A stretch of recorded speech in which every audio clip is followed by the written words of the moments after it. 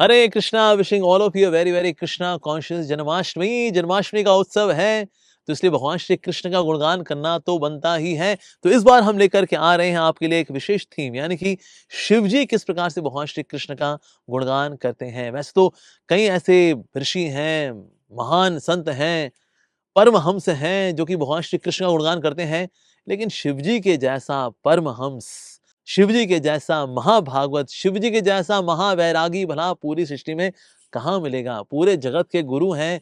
तो इसीलिए हमने इस बार जन्माष्टमी में सोचा कि हम शिव जी के माध्यम से आपको बताएं भगवान श्री कृष्ण का क्या गुणगान है। सो ये श्लोक आ रहा है पद्म पुराण से, जहां पर शिव जी बता रहे हैं। ये श्लोक इस प्रकार से है। प्रकृति स्पर्श रहितो वासुदेवो जनार्दन, अर्थात प्रकृति स्पर्श रहित हो, यानी हम सबका जो शरीर है ये तो प्रकृति के स्पर्श, यानी कि हड्डी मांस का बना शरीर है। चाहे कोई कितनी झिंटक लड़की हो या कोई हैंडसम सिक्स पैक वाला लड़का हो, लेकिन सर आपके शरीर तो प्रकृति स्पर्श सहित हो। लेकिन भगवान श्री कृष्ण है प्रकृति स्पर्श रहित हो, यानी कि उनका ये जो रूप है ये इतना करिज्मेटिक है, दिव्य है, आकर्षक है, हड्डी मांस का बना नहीं है। जैसे कई लोगों को डाउट होता है, जन्माष्टमी है, जन्म हो रहा है, हमारे बबलू का जन्म हुआ, हमारी पिंकी का जन्म हुआ, इस प्रकार से भगवान श्री कृष्ण का भी अगस्त के महीने में उनका जन्म हुआ, जन्माष्टमी। नहीं जी नहीं, उनका जन्म वास्तव में दिव्य है। सो जन्म कर्म च में दिव्यम। तो इसलिए भगवान जो है निराकार नहीं है, भगवान का दिव्य स्वरूप है जी। यस। और इस प्रकार से भगवान श्री कृष्ण जनार्दन वासुदेव प्रकृति स्पर्श रहितो शिव जी बता रहे हैं। तो इसलिए शिव जी खुद दर्शन करने के लिए आए थे भगवान श्री कृष्ण का कैलाश से। यस, कृष्ण जो है क्रंदन कर रहे हैं, रोए जाए, तभी वहां पर आए कैलाश से शिव बाबा जी। और शिव बाबा आकर के बोले अलख निरंजन, अलख निरंजन, अर्थात जिनको भौतिक आंखों से नहीं देखा जा सकता, ऐसे भगवान श्री कृष्ण का दर्शन करने के लिए आए हैं हम। और यहाँ कृष्ण रोए जाए, यशोदा मैया चुप करा रही है, लेकिन कृष्ण चुप ही नहीं हो रहे हैं। तो एक गोपी ने बोला ऐसा कर, बाबा जी आए हुए हैं बाहर, जाकर उनका आशीर्वाद दिला दे। अरे आशीर्वाद क्या, यहाँ पर ये तो दोनों प्रेमी हैं, हरि और हर का तो प्रेम अद्भुत है जी। तो जैसे यशोदा मैया बाहर लेकर के आई, तो शिवजी ने देखा कृष्ण को, कृष्ण देखा शिवजी को। यस, अलख निरंजन। ऐसे भगवान श्री कृष्ण का जो दिव्य रूप है, जो प्रकृति स्पर्श रहित तो है, ये तो उनकी कृपा के बिना हम देख ही नहीं सकते। तो यहाँ पर शिवजी की आंखों में झरझर झरझर आंसू हैं कृष्ण के दर्शन पा करके। और यहाँ कृष्ण भी शिवजी को देख करके अति प्रसन्न है। वो शिवजी जो कि परमहंस हैं, महाभागवत हैं, उनको देख करके अति प्रसन्न है कि मेरे भक्त शिवजी आए हैं कैलाश से यहाँ पर मेरे से मिलने के लिए। वाह! तो ऐसा प्रेम है हरि और हर के बीच में। इसी प्रकार से एक और बड़ी सुंदर लीला आती है श्रीमद् भागवतम के अंदर, जहां पर वृकासुर नाम का व्यक्ति है, घनघोर तपस्या कर रहा है, शिव जी को प्रसन्न किया कि जिसके सर पे हाथ रख दूंगा ना मैं, सर फट जाएगा उसका। शिव जी ने कहा ओके भाई, तथास्तु। तो अब ये बदमाश सोचता है वेल आपकी वाइफ पार्वती बड़ी सुंदर है, आपके सर पे हाथ रख दूंगा तो पार्वती मेरी हो जाएगी। अरे बदमाश! अब शिवजी आगे आगे, ये वृकासुर पीछे पीछे। भगवान श्री कृष्ण ने देखा अरे शिवजी के पीछे ये बदमाश, अब भी हम इसको मजा चखाते हैं। तो भगवान श्री कृष्ण ब्रह्मचारी के रूप में आ गए। उनसे बोले अरे क्या तुम किसके पीछे भाग रहे हो भाई? अरे शिवजी के पीछे जा रहे हो? अरे किसी के सर पे हाथ रख के भला सर फटता है किसी का, और वो भी शिवजी के आशीर्वाद को तुम रिलाई कर रहे हो। सोचो सोचो, ऐसे हाथ रख के सोचो सोचो। हाथ रखा, सर फट लिया उसका, ठाए ठुई ठस। तो शिवजी ने जब देखा कृष्ण का कितना कंसर्न है, कितना प्रेम है मेरे से, तो फिर इन शब्दों में उन्होंने कृष्ण का गुणगान किया। और ये श्लोक इस प्रकार से है। नमस्तेस्तु कृष्णाय तुभ्यं नंदानंद अव्यये सर्वतोऽनंत वीर्याय विष्णवे प्रभ विष्णवे। ऐसे भगवान श्री कृष्ण को मैं प्रणाम करता हूं जो कि नंद महाराज के पुत्र हैं और अव्यये, एग्जॉस्ट नहीं होते। कोई किसी का पुत्र होता है, कभी ना कभी तो जाता ही है ना। लेकिन भगवान श्री कृष्ण क्योंकि नंद महाराज के दिव्य पुत्र हैं, बायोलॉजिकल पुत्र नहीं है। और ऐसे भगवान श्री कृष्ण जो कि सब और विराजमान हैं, विशेष रूप से अपने भक्तों के हृदय में विराजमान हैं, उनकी रक्षा करते हैं, उनका पालन करते हैं, इसलिए मैं उनको नमन करता हूं। इसी प्रकार से विष्णु पुराण के अंदर शिव जी गुणगान कर रहे हैं भगवान श्री कृष्ण का इस प्रकार से। आदिदेवम महादेवम देवदेवम जगतगुरुम व्यापकम ब्रह्म निक्षेत्रम विश्व रूपाय वै नमः। मैं उन भगवान श्री कृष्ण को प्रणाम करता हूं जो कि आदि देवम, यानी कि जितने भी देवी देवता हैं इनसे आते हैं। He is the original Lord. चाहे विष्णु फॉर्म्स हो, देवी देवता हो, आदि देवम महादेवम। हालांकि मेरा नाम महादेव है, लेकिन वास्तव में मेरे लिए तो आप महान देव हैं, तो इसलिए मैं आपको नमन करता हूं। साथ ही हे कृष्ण, आप तो जगत के गुरु भी हैं। कृष्ण वंदे जगत गुरु, अर्थात जितने गुरुजन हैं आपके अनुगत हैं, आपकी शिक्षाओं को रिपीट करते हैं, तो ऐसे जगत गुरु भगवान श्री कृष्ण को मैं प्रणाम करता हूं। इसी प्रकार से गर्ग संहिता के अंदर भी शिव जी गुणगान कर रहे हैं भगवान श्री कृष्ण का इस प्रकार से, कृष्णश्च परमं ब्रह्म पुरुष पुरुषोत्तम यो अवतार स्वयं भूमा न ब्रह्मा नैव चात्मनः। वास्तव में अब यहां शिव जी बोल रहे हैं, वास्तव में आप पर ब्रह्म हैं, यानी कि आपके शरीर से निकलने वाला प्रकाश वो तो ब्रह्म है, लेकिन आप पर ब्रह्म है, और डिविनिटी में, दिव्यता में आप तो ब्रह्मा जी के भी परे हैं। तो यहाँ शिव जी बता रहे हैं आप तो सेल्फ मैनिफेस्ट हैं, यानी स्वयंभू हैं, स्वयं प्रकट होते हैं। तो भगवान जो है वास्तव में उनसे सारे आकार आते हैं, सारे रूप आते हैं, लेकिन वो किसी से नहीं आते। भगवान श्री कृष्ण का दिव्य रूप हमेशा रहता है, इसलिए भगवान श्री कृष्ण को निराकार भी बताया जाता है। निराकार का मतलब जिनसे सारे आकार आते हैं। निराकार मतलब doesn't mean he is formless, no. निराकार does not mean that he is formless, उनका कोई रूप ही नहीं है। रूप है, दिव्य रूप है। इसी रूप से रूप भी आते हैं और निराकार भी आता है। निराकार जैसे काल शक्ति निराकार है, ब्रह्म ज्योति निराकार है, लेकिन रूप भी आते हैं, राम, नरसिंह, वामन, ये रूप भी आते हैं। लेकिन इन सब का सोर्स कौन? भगवान Shri Krishna. But you yourself, you are स्वयं भूमान, यू आर सेल्फ मैनिफेस्ट। इसी प्रकार से श्रीमद् भागवतम के 8वें स्कंद के अंदर बड़ा इंटरेस्टिंग प्रसंग आता है मोहिनी मूर्ति का। किस प्रकार से मोहिनी मूर्ति ने समुद्र मंथन में अमृत लिया और देवताओं को उसका पान कराया, और ये मोहिनी मूर्ति जो कि भगवान विष्णु का फॉर्म है, भगवान हरि का रूप है, इसको देख करके शिव जी इतने इंप्रेस हो गए। शिव जी ने कहा मुझको आपका आलिंगन प्राप्त करना है, और इस प्रकार से उन्होंने फिर से भगवान श्री हरि का, जो कि भगवान श्री कृष्ण का रूप है, उनका गुणगान किया इस प्रकार से, देव देव जगद्वया पिंज जगदीश जगन्मया सर्वेशापि भावानां त्वमात्मा हेतुरीश्वरः। सो शिव जी वैसे वैराग्य शिरोमणि है, स्वयं महामाया स्वरूपा को भी अपनी गोद में बिठा करके श्रीमद् भागवतम की कथा करते हैं, ऐसे हैं शिव जी। लेकिन यही शिव जी किसके रूप से आकर्षित हो गए? ये मोहिनी मूर्ति जो भगवान श्री हरि का ही रूप है, उनको देख करके आकर्षित हुए। और वैसे अगर कोई वैरागी होना किसी तरीके से आकर्षित हो जाए, उसको गिल्ट लगता है, यार क्या है, मैं किसी और से अट्रैक्ट हो गया। लेकिन शिव जी जब मोहिनी मूर्ति से आकर्षित हुए, उनका आलिंगन प्राप्त किया, he was not having any guilt. क्यों? क्योंकि उनको पता है कि मेरा आकर्षण ये सांसारिक वाला आकर्षण नहीं है, ये दिव्य आकर्षण है। सो कई लोगों को डाउट होता है, और शिव जी भी आकर्षित हो गए थे स्त्री से। अरे सर, साधारण स्त्री नहीं है वो, स्वयं भगवान श्री हरि का रूप लेकर के मोहिनी मूर्ति के रूप में आए भगवान। तो इसीलिए शिव जी वहां खड़े हैं विदाउट एनी गिल्ट, बिकॉज उनको पता है ये आकर्षण भक्ति वाला आकर्षण है।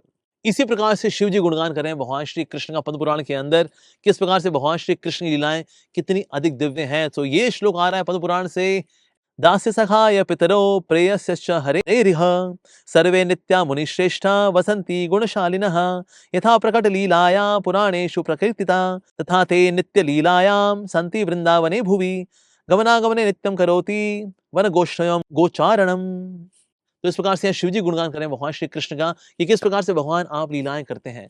इन लीलाओं के अंदर आप गैया के साथ विचरण भी करते हैं, अपने गोपों के साथ खेलते भी हैं, और इस प्रकार से आप दिव्य लीलाएं करते हैं यहाँ पर भी, इस जगत में, भौम वृंदावन में, और साथ ही नित्य जगत में भी। तो यहाँ पर भगवान लीलाएं करते हैं, प्रकट होते हैं, अप्रकट होते हैं, लेकिन भगवान की लीलाएं हमेशा बनी रहती हैं।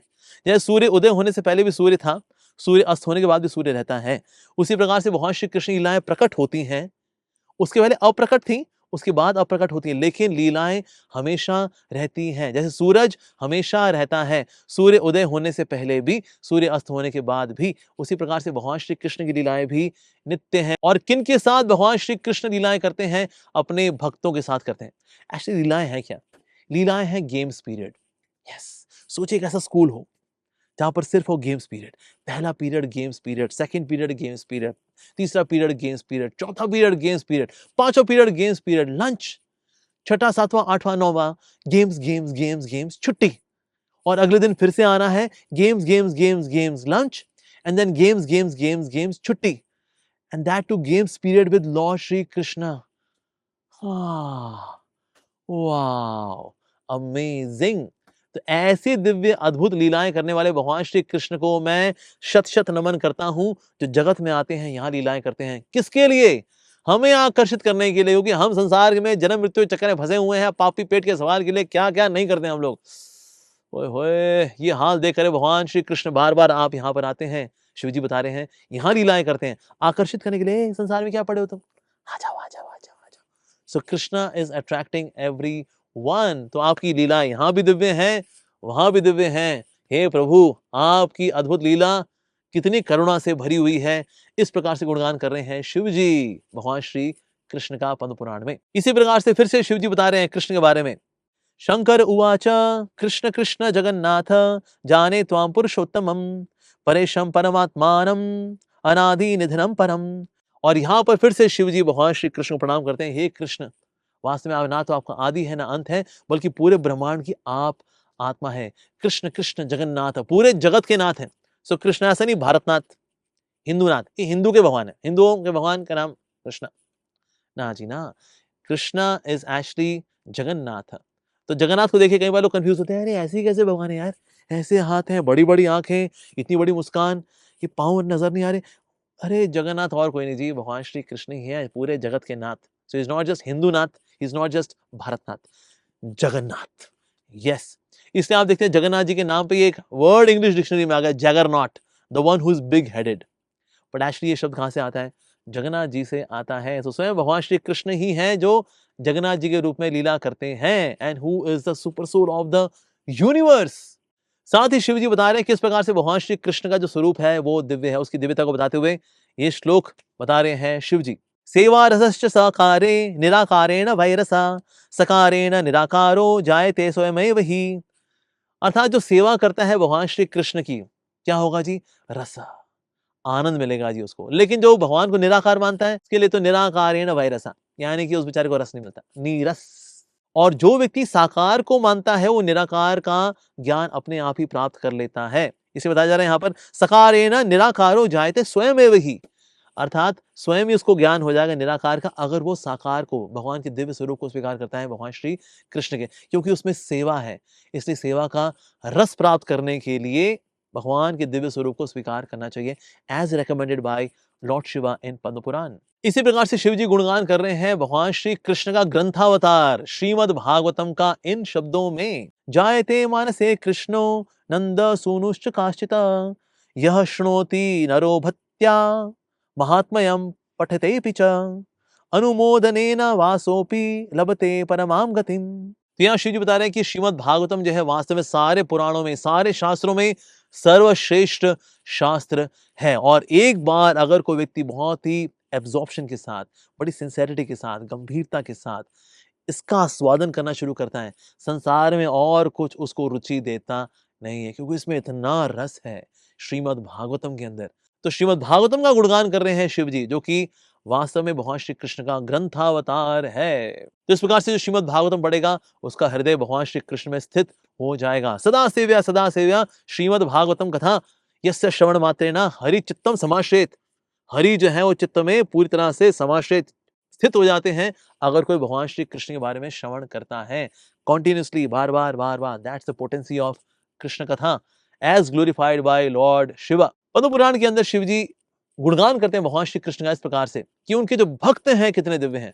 तो शिव जी रेकमेंड करें कि अगर किसी को गुरु रूप में स्वीकार करना है तो कृष्ण के भक्त को स्वीकार करना चाहिए। जो हरि का भक्त नहीं है ना, उसको गुरु मत स्वीकार करना। विशेष रूप से जो हरि के भक्तों से द्वेष करता है, ऐसा व्यक्ति तो नरकों में वास करता है। तो इसलिए शिव जी आगाह कर रहे हैं, किसी भी कपटी पाखंडी के चक्कर में पड़ जाना, हरि के शुद्ध भक्त की शरण में जाना, और वही हरि से आपको मिला देंगे। और साथ ही शिव जी बता रहे हैं श्रीमद् भागवतम में कि जो हरि के भक्त हैं मुझे सबसे अधिक प्रिय हैं।